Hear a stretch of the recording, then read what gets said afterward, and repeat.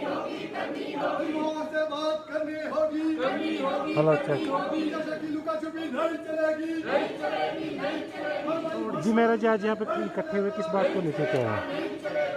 देखिए आप सभी को मालूम है कि ये आंदोलन काफी लंबे समय से चल रहा है और आंदोलन इसी विषय को लेकर चल रहा है कि जिस तरीके से निजी स्कूलों के द्वारा मनमानी की जा रही है, लूट की जा रही है।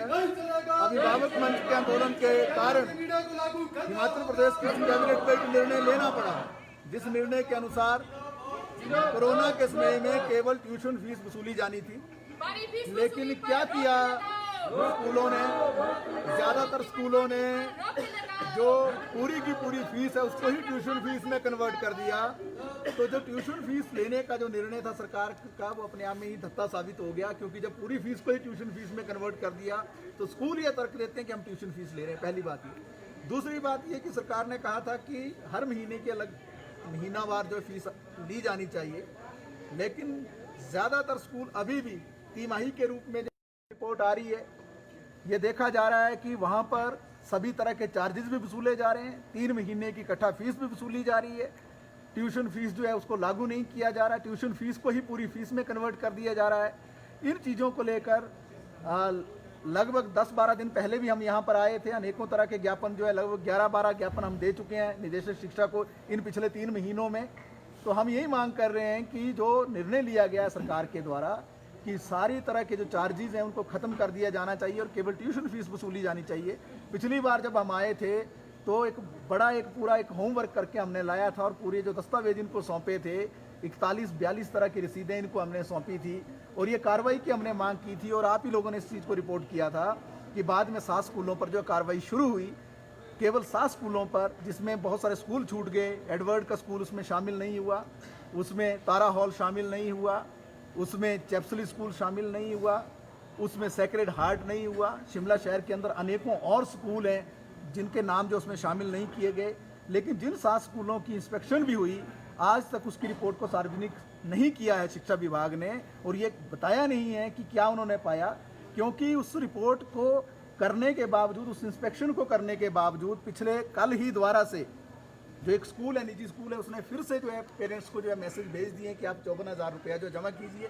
और इस बार नया तरीका निकाला है कि वो मैसेज उस तरीके से ना भेजकर या बैंक के ज़रिए कोई उस तरीके से मैसेज ना करवाकर जो टीचर्स हैं उनको आगे करके जो है पूरे अभिभावकों को डराने की कोशिश हो रही है। टीचर्स की तो मजबूरी है बेचारे, वो तो नौकरी करते हैं, उनको तो वो बात करनी ही पड़ेगी। तो इसलिए हम ये कहना चाहते हैं कि जो ऑर्डर निकले थे कैबिनेट के, उन ऑर्डर्स को अक्षरशः लागू किया जाना चाहिए और अभिभावकों को राहत दी जानी चाहिए। अगर ये नहीं होता है तो निश्चित तौर से इसके खिलाफ ये आंदोलन चल रहा है, ये रुकने वाला नहीं है। डायरेक्टर साहब से ये गिला है, जितनी बार भी अभिभावक मंच का प्रदर्शन होता है, आप सभी इस बात के गवाह हैं, कभी आज तक डायरेक्टर साहब यहाँ नहीं मिले, भाग जाते हैं।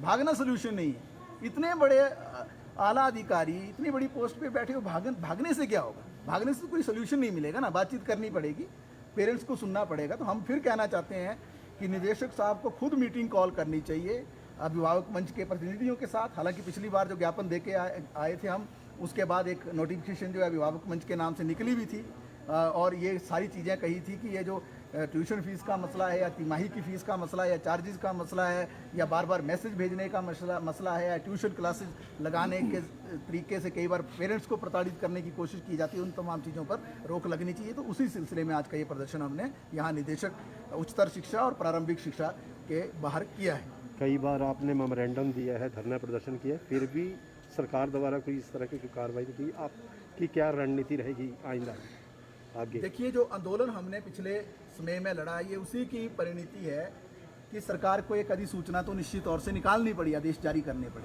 लेकिन अब हकीकत ये है कि वो आदेश जो हैं अब कचरे के डब्बे में जा रहे हैं। उन आदेशों को लागू करने से सरकार आनाकानी कर रही है, निदेशक उसको लागू नहीं कर रहे हैं। निजी स्कूल चिट्ठियाँ लिखते हैं। निजी स्कूल जो है, मैंने एक स्कूल की चिट्ठी पढ़ी जिसमें एक तरह से धमकाया उन्होंने शिक्षा निदेशक को चिट्ठी के जरिए, ऑन प्रोटेस्ट उन्होंने शब्द इस्तेमाल किया। आज निजी स्कूलों की इतनी हिम्मत कैसे हो गई कि वो शिक्षा निदेशक को जो है अपने पत्रों के जरिए जो है धमकाने की कोशिश करें? तो हम सिर्फ ये कहना चाहते हैं कि वो ऑर्डर लागू ही करने ही पड़ेंगे। आंदोलन चल रहा है, निश्चित तौर से आंदोलन आगे बढ़ेगा। आपको याद होगा पिछले साल भी 8 अप्रैल को यहाँ पर महापड़ाव हुआ था। अगर ये तुरंत इन ऑर्डर्स को अमली जामा नहीं बनाया जाता है, पेरेंट्स को रिलीफ नहीं दिया जाता, उनको मदद नहीं दी जाती है, उनको सहायता नहीं दी जाती है, निश्चित तौर से 24 घंटे के महापड़ाव की ओर भी हम बढ़ेंगे।